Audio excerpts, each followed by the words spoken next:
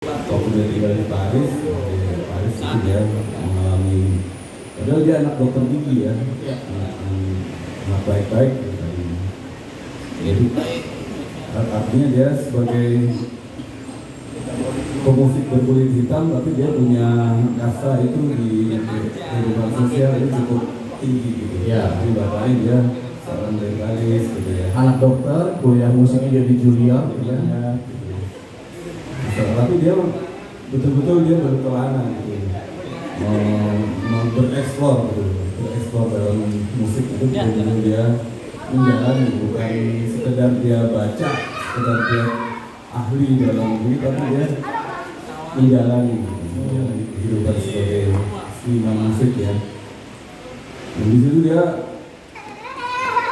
berbagai macam era dia lewati gitu. Itu saya kagum sama dia gitu. Karena apa? Karena selalu jadi pendobrak, selalu jadi bukan sekedar dia punya pemikiran gitu. Ya. Dia bermain jazz ya dia main, tapi dia ada pemikiran, ada terobosan gitu. Apalagi waktu ekspansi itu musik-musik Eropa, musik-musik Inggris itu masuk ke Amerika waktu itu. British Invasion. Dia bilang gini, itu biar saya ajarin tuh bule-bule itu main musik. Main musik yang benar, saya ajarin tuh. Itu kan yang datang kan kayak Yes gitu kan, tokoh-tokoh musik progresif ya, Rick Wakeman. Terus dia sempat main sama Clapton juga ya. Clapton sama George Harrison segala gitu. Saya ajarin tuh. Nah di situ dia berubah lagi gitu, berubah wujud lagi, musiknya berubah lagi. Nah itu yang saya lihat tuh dia nggak pernah berhenti untuk dia musik adalah, dia bilang saya tuh seperti musik buat saya itu seperti udah takdir yang saya mesti jalani, saya menjadi hidup sebagai pemusik gitu.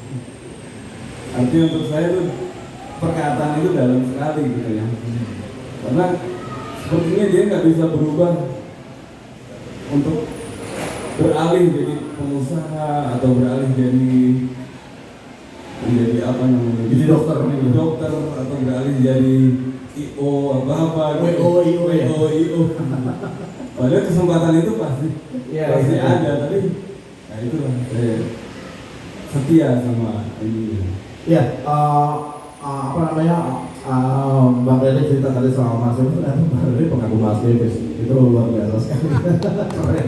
Dan itu Bang Rene cerita soal British Invasion dan memang Mas Davis itu pernah saya tahu pada saat musik jazz itu udah jadi mainstream, udah jadi dansa, Miles Davis lah yang proper jadi bebop dan akhirnya jadi hard bop yang lebih slow lagi, yang memang hanya diminati oleh yang asik mainnya sendiri. Nah pada saat British Invasion itu datang, musik-musik populer itu datang, jadi mainstream. Kayaknya orang jazz saat itu langsung ngedrop, nggak laku lagi gitu ya. Nah Mas Davis akhirnya bikin sebuah album yang agak unik, judulnya Beaches Brew. Nah itu pasti orang-orang tahu tuh. Psychedelic jazz. Dia bilang kalau di album itu ini loh saya ajarin tuh. Tapi memang bener-bener gitu, akhirnya kayak Jimi Hendrix pun juga berguru sama dia akhirnya gitu.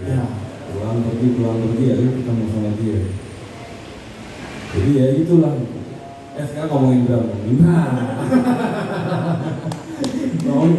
Cukup tentang influence berarti this Miles Davis udah ternyata Bang Rene is a jazz guy.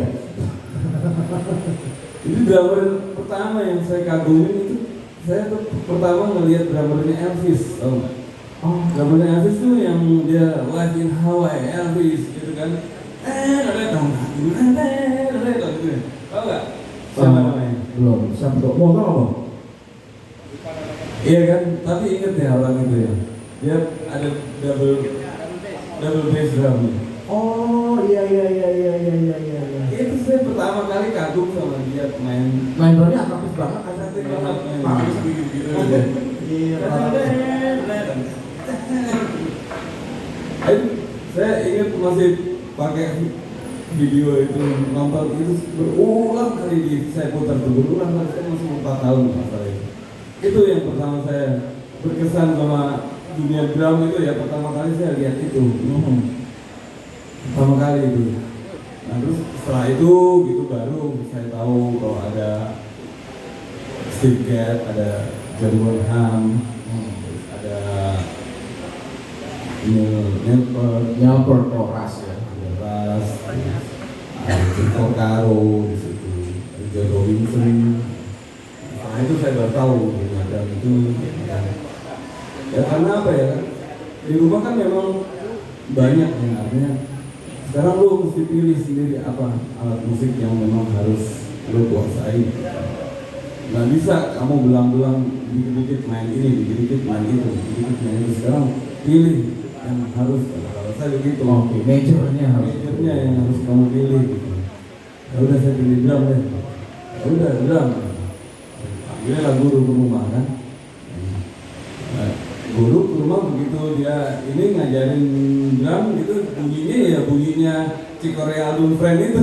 Oh, Diajarin sama dia bunyinya itu. Saya bilang bunyinya Steve Gadd kan. Itu kan Yamaha. Yamaha itu kan perusahaan antik ya. Perusahaan antik. Nah, otomatis itu kan Jepang-Jepang itu ya. Ya kolaborasinya ya sama gengnya itu deh. Apa namanya Steve Gadd, gengnya Cassiope ya. Akira Jimbo ya. Akira Jimbo gitu. Jadi ya saya belajar ya teknik-teknik yang saya pertama dapat dari buku itu ya buku jazz drum itu.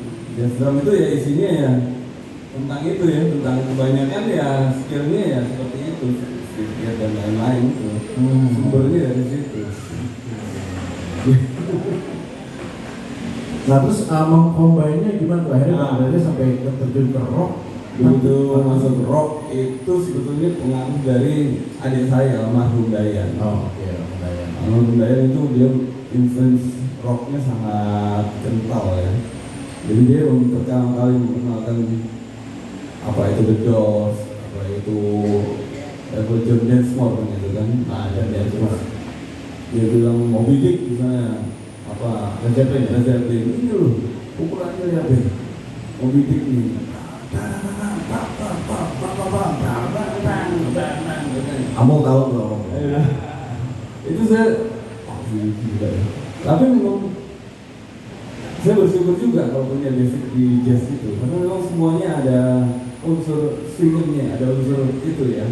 Swing feel-nya ada ya? Iya, hampir semua saya perhatiin ada unsur itu, ada feel swingnya. Oke, baik. Saya perhatiin itu, jadi kayak siapa namanya Moby Dick itu,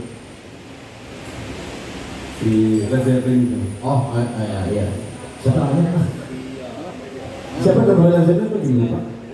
John Bonham. John Bonzo. Iya dia main shuffle kan ngeri banget main shuffle-nya aja. Ada lagu dia itu Bonzo apa itu? Nama judulnya Bonzo itu. Satu lagu itu isinya drum aja. Tapi memang main shuffle dia. Gila tuh. Saya pertama kali dengerin album itu. Adik saya nih, dengerin. Itu setelah era Bang Rere dengerin Badiris berarti Badiris dan Mas Davis dan setelah itu. Oke. Setelah era itu. Jadi udah grass rock lah gitu ya. Udah grass rock. Mulai di masih bahkan sampai ke ya buat adik saya kalau telepon tuh biasa aja gitu loh. Tapi buat dia gitu ya. Nah, biasa aja ya. Iya dia bilang pokoknya ini dia bilang apa dulu tuh ada Roger itu dulu. Iya itu juga untuk dia tuh saya sampai disumpel terus gitu dia. Nah itu untuk saya juga jadi karena saya lihat saya juga baru menemukan tone-nya tuh, tone production artinya tone yang sesungguhnya itu setelah pindah ke Jakarta, setelah saya mulai masuk studio rekaman dari Muara Karang studio pindah ada di Dores, Panci, apa segala. Nah itu saya baru menemukan namanya tone. Rere Stone gitu ya. Iya baru tone production itu gimana sih sebenarnya gitu. Tapi yang saya dengar dari influence kemarin itu ya, itu kan cuma memenuhi ini saya aja gitu, memenuhi Wawasan. iya. Tapi cara mainnya sebetulnya gimana sih? Gitu. Itu ketemunya ya di studio rekaman. Tok, miring kiri, miring kanan tuh gitu. Operatornya kan sabar-sabar zaman dulu ya. Ya. Lagi itu kayak Mas Irsan lah, Mas siapa itu. Masih analog lagi ya. Si analog. Sebelah sini, sebelah kanan dikit, kiri dikit. Oh mungkin kurang kenceng sebelah sininya. Oh ini. Wah itu kadang-kadang satu malaman itu dari satu malaman itu 24 jam itu cuma mikirin itu. Oh rekaman zaman dulu gitu. Cuma mikirin tone-nya aja itu. Wah itu gila itu. Itu mulai mengerjakan sesuatu yang waktu itu saya enggak cuma karena memang passion aja gitu. Passion aja. Tapi kemudian hari saya baru iya. Jadi apa yang saya kerjakan dulu itu baru ketemu gitu. Kemudian hari. Waktu ya terasa jelas waktu main di rekaman-rekaman baru lah kayak di Dewa atau di Ada Band. Ya. Aduh terasa gitu. Kan saya tahu kayak ada Mas Uci Haryono, ya, Hari Oban, tone-nya bagus-bagus kan ya. Apalagi kalau dia main hi-hat gitu. Uci Haryono. Nah, kalau dia itu kan kaca dulu kaca gitu. Iya. Kalau main hi-hat kan adem gitu. Jadi kayak gitu-gitu saya tuh ini benar gitu apa? Saya cermati benar gitu. Dipikirin, dicari tone itu ya. Makanya saya selalu bilang kalau habis main bareng Bang Rere ya sama Red Pony, saya selalu bilang Bang Rere tone enak banget sih. Karena selalu deep rock ya, tapi nggak bising dan rata gitu. Nah itu kan kayaknya rata dan deep itu kan kebentuknya memang pas Bang Rere bilang tadi ya direkaman gitu ya. Dan nggak ada sekolahnya gitu ya. Itu pernah suatu ketika waktu rekaman sama Mas Billy ya, Billy Budiarjo, almarhum. Album One Fast gitu. Album One Fast itu judulnya Lingkaran Ini. Waktu itu saya cuma terus ada part gitu, part cuma solo deh. Itu temponya kalau nggak salah 6 BPM 65. Pelan pokoknya tempo Lambat ya. lambat. Tapi ada part disuruh bikin solo di situ. Solo tuh harus yang itu saya setengah mati nih. Susah main lambat tuh. Ampun gitu. Apa ya kayak tema gitu. Itu Mas Billy mentor ya. Itu mentor juga gitu. Dia bilang apa antara dynamic range sama tone production itu dia ngajarin saya waktu itu. Jadi seberapa saya baru tahu kalau engine dari simbal itu seberapa kenceng kita mainin simbal itu rupanya udah jadi satu wujud juga, jadi satu wujud di musik itu juga. Jadi gimana cara kita main simbal, itu ternyata begitu ada kan soalnya main di rekaman tuh dikompres semua, itu dia nggak mau bocor gitu ya, bocorannya nggak mau tinggi. Bocor nih tahun ini bocorannya terlalu banyak.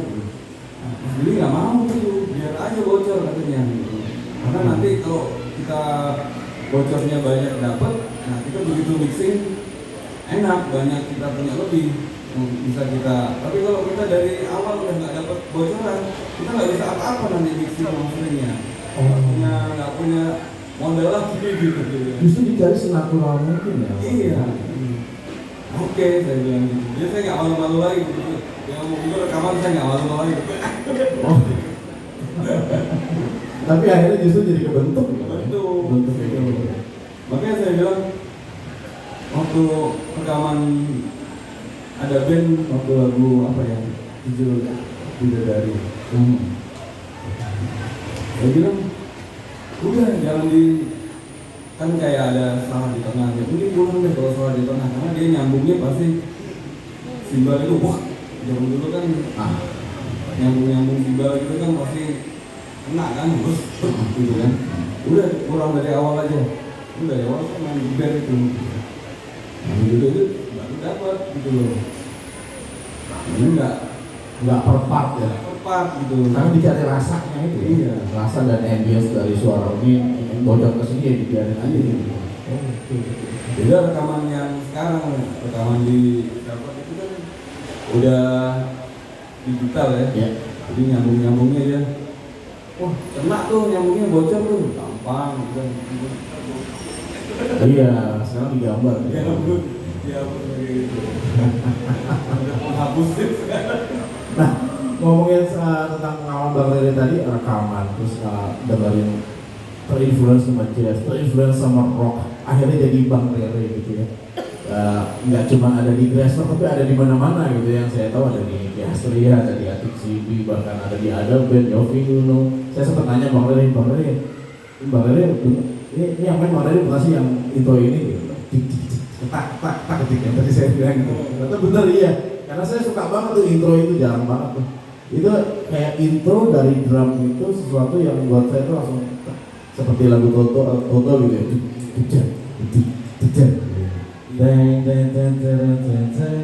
Atau lagunya Protonema juga ada tuh. Adinda. Itu kiranya. Itu unik banget itu. Nah tiba-tiba di Yofi dulu ada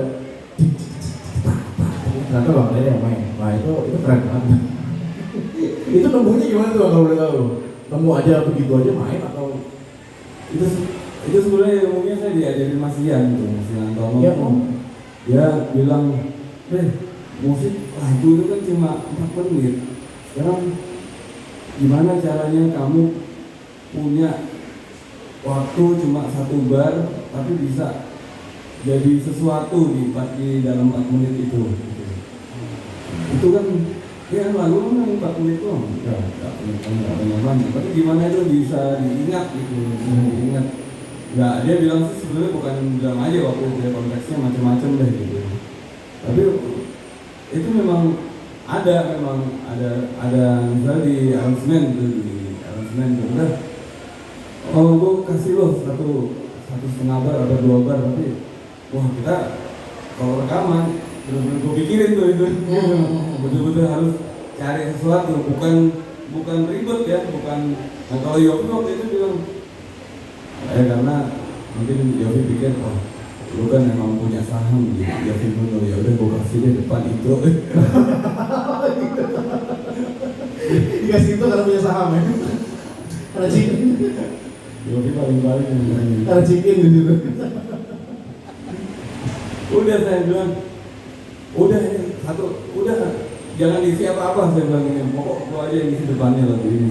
Ya udah silakan, saya bilang gitu. Udah saya isi aja tuh. Tak gitu. Wah, pokoknya tiba-tiba aja main aja gitu ya? Iya main aja. Terus jadi aja.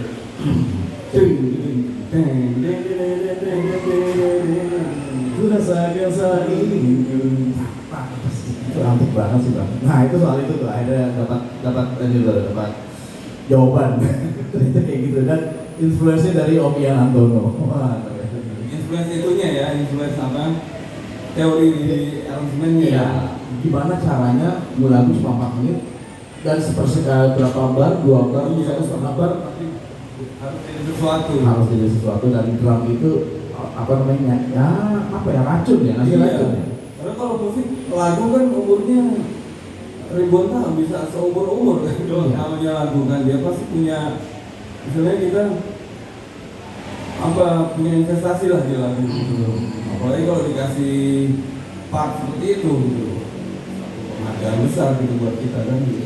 Betul. Karena part drum yang jadi itu kayak satu lagi Led Zeppelin itu rock and roll ya. Iya. Ya udah, orang udah main lagi itu nggak mungkin lagu lain, pasti lagu rock and roll.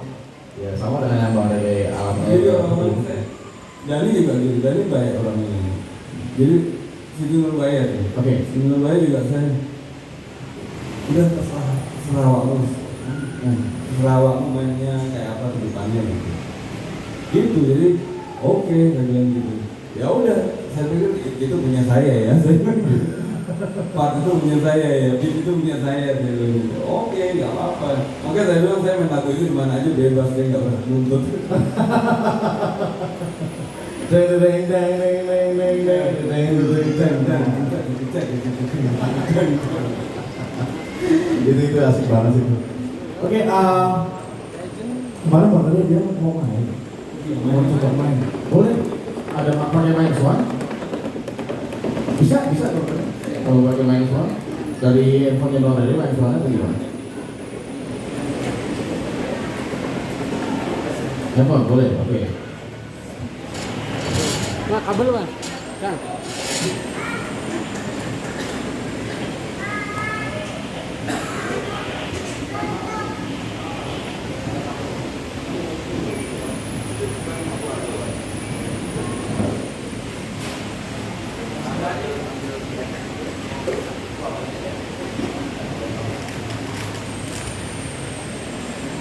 Oke, sambil mempersiapkan tools dari Bang Rene, karena Bang Rene ingin mencontohkan sesuatu, sudah disiapkan, jadi perlu pakai -1 gitu. Ya di sini mungkin kita bisa lihat ada Buddy Rich, ada The Doors, ada Grassrock, ada band, ada Dewa. Nah di permainan modern nanti mungkin kita bisa lihat. Jadi jazz rock drum jadi satu itu seperti apa? Karena kalau dulu almarhum founder KJK yaitu BB Jazz tuh memperkenalkan jazz rock tuh ke saya, ya benar-benar jazz rock. Jadi sebelum jadi fusion ya, fusion jazz itu ada jazz rock dan benar-benar main jazz tapi rock.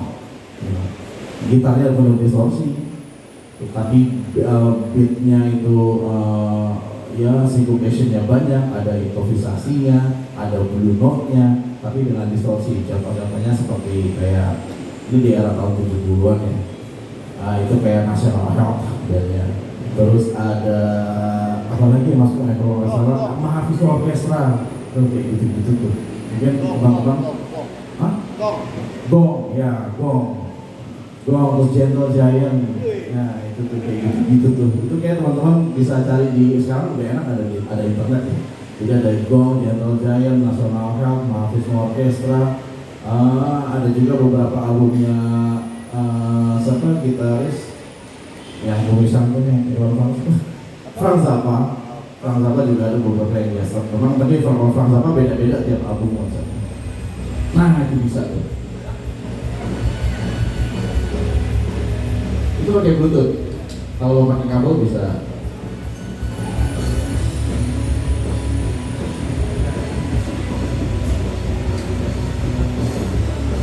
Kedengaran dong tadi? Jalan sini dulu nih. Oh, Peterson.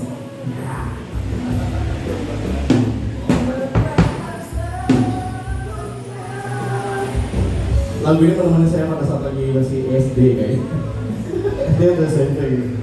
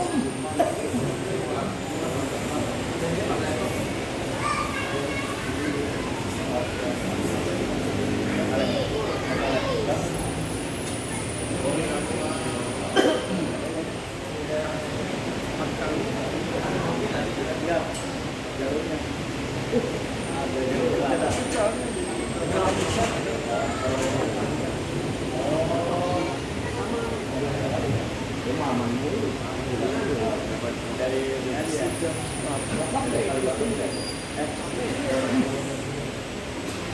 lagi dia capek.